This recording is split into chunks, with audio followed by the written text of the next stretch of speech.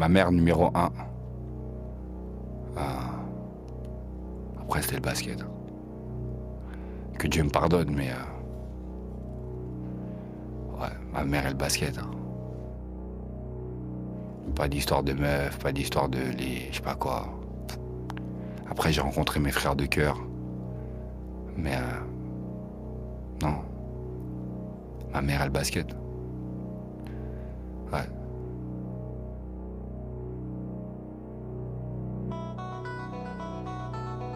Le basket, à une période de ma vie, ça représentait l'intérêt de ma vie, en fait. C'était mon adolescence. Il y avait ça et les filles. C'était pas compliqué. De 94 à 2002, 2003, 2004, c'est le basket qui compte dans ma vie.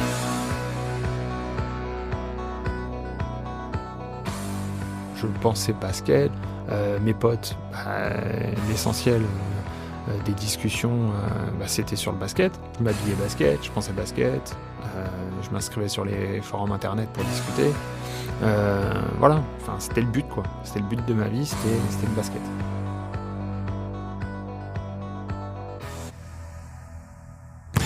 Oh, baby, baby, baby! Arte Radio présente Suprême NBA. Comment la France a attrapé la fièvre du basket. Épisode 2, Saint-Michael est parmi nous. Wow! Dans les airs!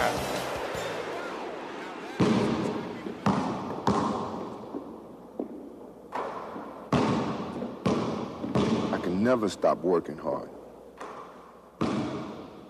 Each day I feel I have to improve. Ça n'a rien à voir avec le basket américain, mais je suis partie de la génération de ceux qui ont regardé les dessins animés de foot comme Olive et Tom, par exemple. Clarisse Mercier, ancienne joueuse professionnelle. Et c'était des valeurs, ouais, c'était à fond pour le sport, et puis à fond dans les rêves, et quand t'aimes un truc, c'est pas se priver, quoi. Chez mes parents, j'étais toujours en train de sauter pour aller toucher le plafond, augmenter ma détente. Enfin voilà, il y avait toujours le basket derrière, en fond de tout ce que je faisais. C'est toujours pour progresser et être plus forte. Quand t'es jeune, quand t'as, 10 ans, 12 ans, je pense qu'il y a pas mal d'enfants qui rêvent de devenir pro. Moi, j'avais ça aussi. Par contre, j'avais l'intime conviction que j'y arriverais, sans forcément le dire, parce que je savais que c'était pas un message qui pouvait forcément être entendu des adultes. Fonce, Olivier! Sa façon de dribbler est toujours aussi extraordinaire. Personne ne peut l'arrêter, c'est peut-être le tournant du match. Moi, j'ai voulu travailler depuis que je suis petit, en fait. Samuel Nadeau, ancien joueur professionnel, éducateur sportif à Sarcelles. Depuis que j'ai compris que ma mère galérait, j'ai voulu travailler. Donc j'ai eu plein de corps de métier qui sont passés dans ma tête. Je voulais être éboueur, je voulais être ébéniste, je voulais être policier.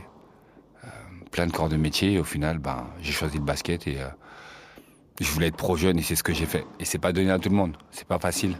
Mais j'ai réussi à le faire et j'en suis fier. C'est une de mes fiertés. Ouais. Hard work, determination. I've got to keep pushing myself. Ceux qui m'ont vraiment boosté, c'est Kobe Bryant et Kevin Garnett. Voilà, que j'ai vraiment voulu imiter dans le sens où ils avaient fait ce que je voulais faire, devenir pro super jeune. Donc c'était passé du lycée à la NBA directement. With the 13th pick in the 1996 NBA draft, the Charlotte Hornets select Kobe Bryant from Lower Merion High School in Pennsylvania. Pour moi, c'est le paradis. C'est à Sarcelles, dans le 95. Moi, j'ai joué dans plein d'endroits, en pro comme en street. Mais c'est un endroit où je sais que je peux y aller quand je veux et m'y ressourcer. Par contre, quand j'y vais vraiment à des heures où personne n'y va. J'y vais super tôt le matin. Et franchement, il n'y a aucune sensation comme ce terrain. Pluie, vent... Ouais, j'ai tout fait, sous la neige. La balle, elle rebondit pas. Je faisais que des paniers en dessous du panier. Je travaillais mes poignets gauche ou poignet droit, etc. Sous la pluie, c'est super agréable aussi. Voilà. 15, on est là. Dans ma tête, je me disais qu'il fallait que je m'entraîne plus que les autres. Donc pour ça, les 24 heures, il faut bien les utiliser. Je me couchais tôt, je me levais tôt. Je m'entraînais vers 5 heures du matin, 6 heures. Après, j'allais à l'école. je revenais. À l'école, je m'entraînais aussi pendant le temps de récréation. Dès que je revenais de l'école, je faisais pas mes devoirs, ce qui était pas trop bien, mais j'allais directement sur le terrain. Je montais, je prenais un goûter à l'arrache, et après je repartais à l'entraînement. Voilà. Et souvent, si j'avais fait un mauvais entraînement, j'étais capable de prendre mon ballon et de retaper mon ballon jusqu'à pas d'heure. Ma mère savait où j'étais. Hein. Je faisais pas l'enfant qui respecte rien, mais je lui disais voilà, je me suis entraîné, j'ai besoin de m'entraîner, j'allais taper du ballon et voilà quoi. Dès que je rentrais, je posais mon sac et il fallait que je shoote. Julien Muller, fan de basket et auteur des livres Les légendes de la NBA et les rivalités de la NBA. Puis j'avais mon panier chez moi où je faisais tous les shoots. Je jouais approximativement 1 heure ou 2 heures par jour. Ça plaisait pas au voisinage, au point que le voisin nous a tiré dessus avec la carabine à plomb. Il y a eu des dépôts de plaintes. Non, c'était allé très très loin. Mais je leur expliquais que ma mère payait ses impôts, elle payait un loyer, et qu'il y avait un gymnase juste à côté. Et s'ils voulaient, ils pouvaient me l'ouvrir. Et moi, aucun souci, j'irais dans le gymnase. Mais vu qu'il n'y a pas de gymnase et que ce terrain, il n'y a pas de grillage, il n'y a pas d'horaire, il n'y a rien, il a un accès libre, quoi. Donc, j'avais le droit d'être là, quoi. La police est venue mesurer le son chez moi. Et donc, quand ils ont mesuré le son, ils ont vu que ça faisait beaucoup de bruit quand ça tapait l'arceau. Donc, je m'étais mis au défi de faire que des switches. Et donc, je ne visais que le switch. Donc voilà, alors que moi, je suis un fan du tir avec la planche.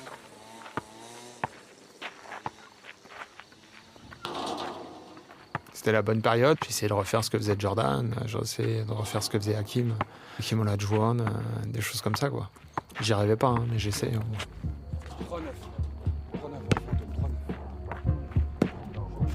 J'ai toujours fait ça. Moi, quand je jouais, quand tu m'avais joué les 1 contre 1, là, pour moi, il y avait quelqu'un en face de moi. C'est assez fou, mais pour moi, je le voyais. Il était là et... et je disais, ouais, il n'y a rien. Parce que je me disais, celui qui est devant moi en match, il est là, mais il ne peut pas m'arrêter. Comment j'ai bossé, comment il ne peut pas. Et comment je me suis entraîné, même sans qu'il soit là, je l'ai vraiment senti, en fait. Donc... ce que je fais là, c'est les mêmes sensations que j'essaie d'avoir en match. Et ça fait que quand tu arrives en match, sincèrement, tes dribbles, etc., l'agressivité que tu as, elle n'est pas pareille. Je me dis juste, il y a quelqu'un devant moi. Il est là et je sens quand le mouvement il passe ou quand je sais qu'il passera pas. Parce que je pense à vraiment un adversaire coriace. Et je me dis, non. Là, comment tu as dribblé, il touche la balle ou s'il il y a un peu de contact, ça passera pas. Ça passera pas. Mais je lui donne tellement pas d'importance à cet adversaire que je peux pas lui mettre une image en disant c'est tel joueur ou tel joueur. Je l'ai déjà fait petit. Je refaisais les mêmes matchs dans la tête, quoi. Souvent pendant les finales NBA, le match je le regardais et puis le lendemain je me le refaisais, quoi. Je m'imagine les scénarios. 5 secondes à jouer. Julien saute sur le côté, il dribble. Oh là là, la fin. Kenny Smith en perd son slip. Julien avec la planche, c'est dedans. Ok, dans le game. J'imaginais des joueurs qui avaient battu mes joueurs préférés. Et je me disais, ouais, c'est eux, et genre, je me venge, quoi. Un peu comme un cowboy dans un grand western avec John Wayne. Il sort un peu son flingue au dernier moment. Jordan, héros moderne. Barkley, héros moderne. Joueur courageux. À genoux parce qu'il sent que la victoire échappe à son équipe. J'ai souvent mis Jordan devant parce que un de mes joueurs préférés, c'était Charles Barkley. Et il lui faisait un peu la misère à l'époque. J'imaginais plein de joueurs, ça dépend. Et dans ma tête, je me disais, ouais, je joue contre Tim Duncan et je le tue, etc. Superbe écran de Samuel Nadeau pour Garnett. Pardon, ma raquette dit Nadeau à O'Neal. C'est un peu des ambiances qu'on se crée, quoi. Mais j'avais toujours de l'imagination là-dessus.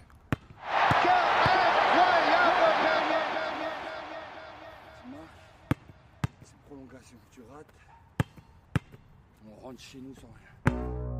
Je veux marquer Coco. Peu de gens le savent, mais les Bulls n'ont jamais remporté trophées de championnat NBA. Ils ont notamment perdu contre les Los Angeles Lakers. Les Blazers de Portland, le Phoenix Suns aussi. Après des luttes acharnées sur un terrain ensablé,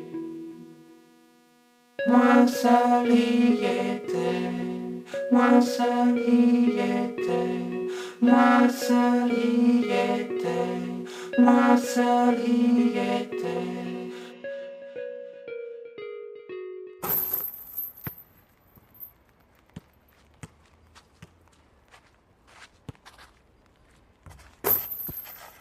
J'avais 6-7 ans, un ami d'un ami que j'ai croisé qui m'a dit « Viens, on va jouer sur un terrain ». Alexandre Vrac a grandi dans la banlieue est de Paris, avec un objectif de carrière professionnelle. Je sais plus du tout ce que j'ai fait sur le terrain, mais par contre je me rappelle très bien de la scène où je suis arrivé sur le terrain et où j'en suis reparti en me disant « Ah, c'est vraiment sympa quand même ». Puis en plus ça permet d'être à l'extérieur, c'est sympa. Ma mère m'a beaucoup poussé à essayer les sports ou ce genre de choses et j'ai essayé le judo, ça m'allait pas du tout. J'ai essayé le foot, ça n'était pas du tout fait pour moi, ou je n'étais pas fait pour le foot plutôt. J'avais besoin de chercher un exutoire parce que je venais de perdre mon père, donc du coup je me le suis évidemment pas dit comme ça quand j'avais 6 ans, hein. Mais c'est tombé dans un moment où j'étais ouvert et j'avais besoin d'expulser certaines choses et de prendre l'air, de courir, de me fatiguer, de tout ça. Et en l'espace de 6 mois, c'est parti comme une obsession, comme quelque chose que je voulais faire en permanence, quoi. Donc les débuts des rêves, les débuts des ambitions d'un enfant de 7 ans, donc tout est mesuré. Et à partir de ce moment-là, j'ai passé mon temps à jouer, à dribbler dans la rue, n'importe où, à passer des journées entières, qu'il pleuve, qu'il vente, qu'il neige, sur les terrains, à enchaîner les shoots, À partir de ce moment-là, c'était parti. Il n'y avait plus que ça qui comptait. C'était le début de mon enfance sportive, en tout cas. Une fois que je suis sur le terrain, et je dirais même sur le playground, sur le goudron avec ma balle, tout seul, hein, j'ai pas besoin de... On est mariés là, ça y est, c'est une fusion en fait, c'est fini. Et je pourrais être je pourrais être triste de fou, je prendrai ma balle et ça va se passer, quoi. Je vais être bien, je vais mettre des paniers, je vais voyager dans ma tête, Non, c'est une drogue. Souvent, les gens ils ne voient pas le travail qui est fourni. Robert Carman, ancien joueur professionnel en France. Des fois, ils pensent que c'est juste naturel parce que tu es grand, parce que tu es noir, que tu arrives à faire les choses. Mais je travaille dur et longtemps jusqu'à j'ai fini de jouer. Même en jouant en Europe, je demandais les clés de la salle. Que quand j'étais en vie, je vais aller tripoter 1 heure, 1 heure et demie tout seul dans la salle. Comme j'avais toujours l'habitude, je n'ai pas besoin d'un entraîneur, je n'ai pas besoin de quelqu'un de venir avec moi. C'était ma vie. I've got to keep pushing myself.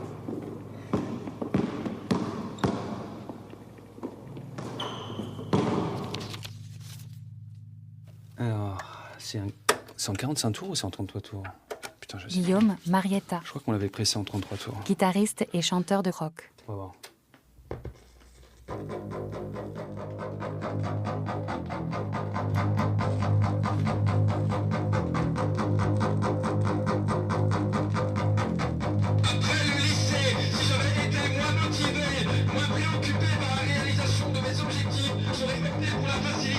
Mais j'ai choisi l'université de Caroline du Nord parce que je me suis rendu compte que beaucoup de joueurs formés par Dean Smith étaient ensuite sélectionnés en équipe de la NBA. On me répétait sans cesse que j'allais me compliquer la vie, mais je n'étais pas disposé à écouter ce genre de discours. J'étais même imperméable, concentré sur mes objectifs. Je voulais savoir de quoi j'étais capable, savoir où j'en étais. J'ai toujours pensé qu'avoir de travail... Oh! Désolé, il est dégueulasse. Donc j'ai fait la musique et Je lis un chapitre d'un livre qui s'appelle « N'abandonne jamais » en français, donc écrit par Jordan. Le livre est sorti en 1994. En anglais, ça s'appelle « I Can't Accept Not Trying ». Et je lis le chapitre qui s'appelle « Il n'y a pas de raccourci possible ». Ne mesure pas son effort comme on règle le débit d'un robinet. Calculer mes efforts pendant l'entraînement m'empêcherait de me dépasser au moment décisif quand le match l'exige. Pourtant, beaucoup agissent ainsi, beaucoup échouent aussi. À les entendre, on pourrait croire qu'ils donnent le meilleur d'eux-mêmes.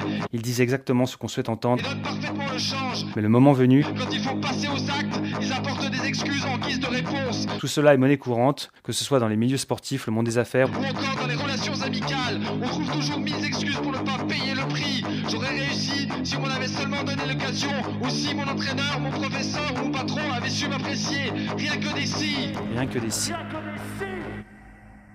C'est bourrin. Il n'y a pas de place pour les losers, quoi. Et c'était marrant, justement, à l'époque, d'être pas tiraillé, mais être partagé de manière assez équitable jusqu'à un certain point, entre justement cette espèce d'avoir un modèle qui était un sportif, qui était dans la gagne à tout prix, qui était le meilleur et qui voulait ne rien lâcher et être vraiment, et il l'a été. Et puis être méga fan aussi de punk rock et de... Enfin, c'est pas le loser magnifique, mais enfin, tu vois cette espèce de truc pas contradictoire, mais bon, c'est deux visions de la vie, et bon, voilà, c'était au fond de moi. But you know, I just really love that feeling. Donc j'aime ce texte, je le trouve... Ouais, et puis en plus, il est bien, il est limpide, tu peux vraiment le réciter comme ça, enfin, le lire, c'est... Ouais, c'est comme une prêche, quoi. Hi, my name is Michael Jordan. I want you to take a trip with me and discover the secrets that I've known for many years. That man was truly destined to fly. Ben, quand il y avait Jordan Mania, j'étais comme tout le monde, malgré le décollage horaire. Si le match était à 4 heures, j'étais réveillé à 4 heures avec le reste de mes coéquipiers pour regarder. Tous les playoffs, s'il y avait Michael Jordan, ça vaut des déplacements chaque fois. C'était autre chose. Maintenant, si tu me demandes le match à 4 heures à regarder, ben c'est non, je veux, parce que maintenant il y a le replay, tu peux regarder le match après. Et voilà donc le moment maintenant tant attendu par les fans des Bulls de Chicago. L'entrée en scène des quadruples champions NBA. On vous laisse regarder un petit peu ces images de présentation de l'équipe de Chicago. Je vis quand même sur cette idée que Jordan c'est le meilleur athlète de tous les temps et que tout ce qui touche se transforme en or, quoi. François Chevalier, journaliste à Télérama, spécialiste en gastronomie, sport et musique. Le Jordan des années 90, c'est un Jordan qui est tout puissant, qui gagne tout en fait. Et en fait, c'est un long parcours initiatique, c'est-à-dire que Jordan ne gagne pas tout de suite en arrivant. Mais je pense que ça a contribué à son esprit de compétitivité. Ça a contribué à faire de lui un joueur qui veut presque écraser son adversaire et qui veut démontrer à tout moment que c'est le meilleur joueur, quoi. Jordan for three more hits. Boy, when you're hot, and when you're not, you're not. And that young fella is hot. Aucune défense n'est capable de stopper une telle avalanche de tirs. The aerial barrage to come. Ouais, bien sûr, je l'ai fait ça. Tous les gamins qui se mettaient au basket à l'époque s'amusaient à jouer en tirant la langue, comme Jordan. Et mon frère se foutait de ma gueule, il était là genre hey, « tu copies Jordan ?» Je dis « Non, pas du tout, ça vient naturellement. » Tu parles. Ça se produit pour des Américains. Jean-Louis Mendy, éducateur à l'espace jeune de la Goutte d'Or. Il y en a, je dirais pas de nom, mais leur bon nom français, là, ils l'assumaient pas, donc ils sortaient des noms américains. Jusqu'au moment où les personnes s'imprégnaient, ils pensaient même que c'était ça leur vrai prénom. Les gens ils s'appelaient des Jordan, mais alors que leur prénom c'était peut-être Jean-Pierre. On s'identifiait vraiment à fond aux Américains. Sometimes I dream that he is me. Got to see that's how I dream to be. I dream I move. I dream I groove. Like Mike, if I could be like Mike. I wanna be like Mike. Like Mike, if I could be like Mike.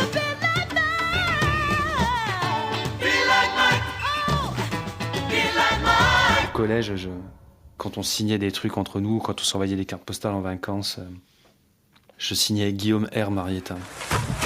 Extraordinaire! Guillaume R. Marietta. Il est resté 3 ans en l'air pour finir en claquette dunk. Oh là là là là, ce qu'il vient de faire! Putain. Ça m'a poursuivi encore après. Les potes avec qui je signais, ça, ils se moquaient de moi gentiment après, encore quelques années après.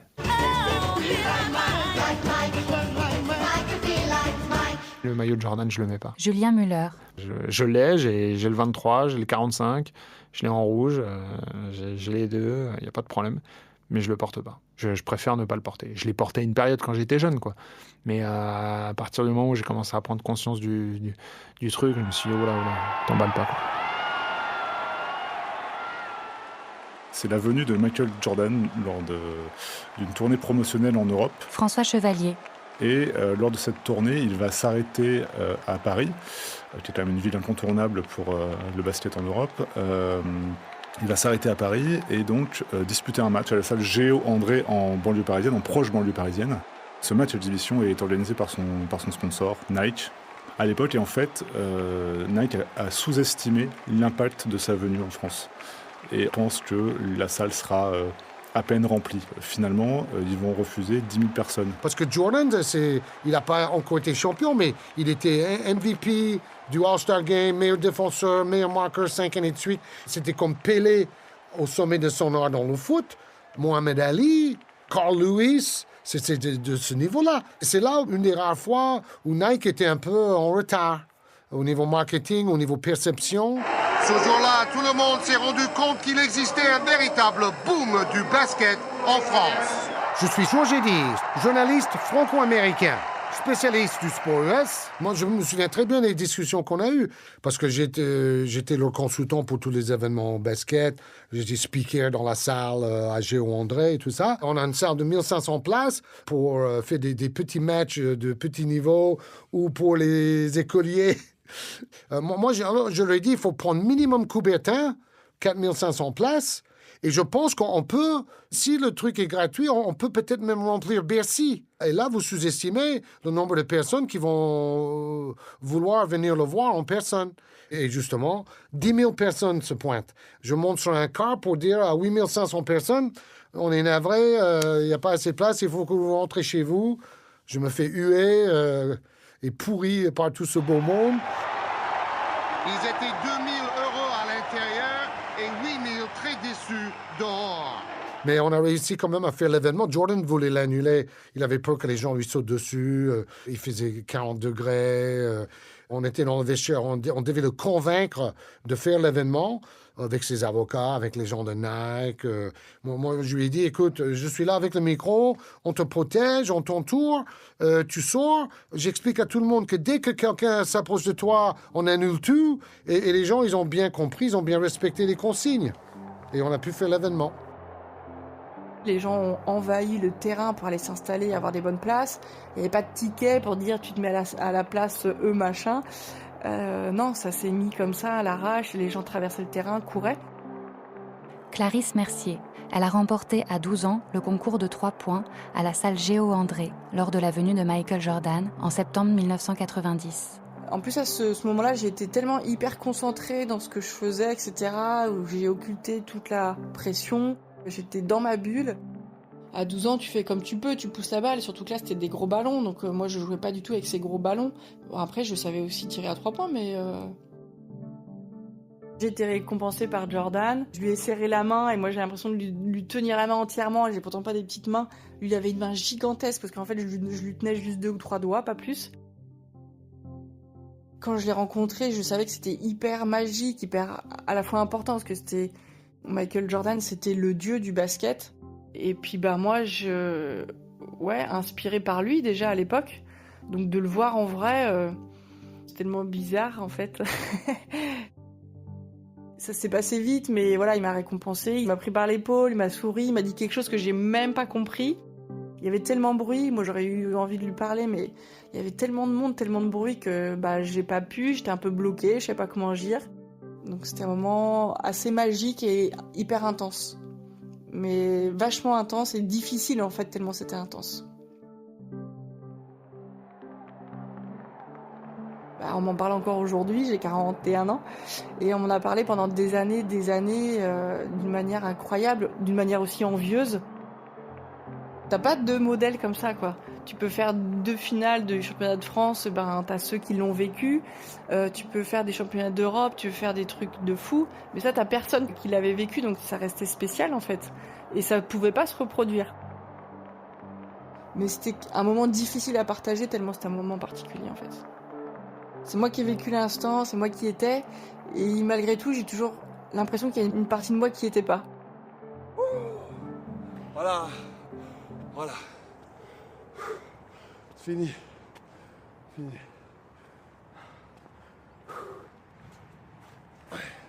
Pas besoin de coach. T'es tout seul. Tu te corriges. C'est comme ça. C'est toi et le bitume. Mais en tout cas, c'est la meilleure sensation du monde. Les gens ils parlent du câlin, mais moi je parle pas du câlin. Moi je parle du ballon. Entendre rebondir, marquer les paniers. Non, le cuir là c'est un truc. Les gens ils peuvent pas comprendre. C'est un truc de fou. Les boîtes de nuit, ça ferme. Les restaurants, ça ferme.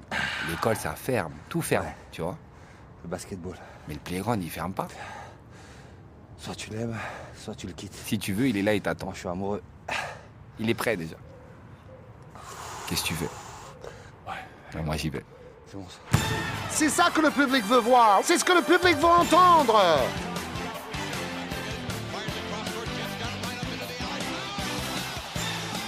Suprême NBA, à suivre sur arteradio.com.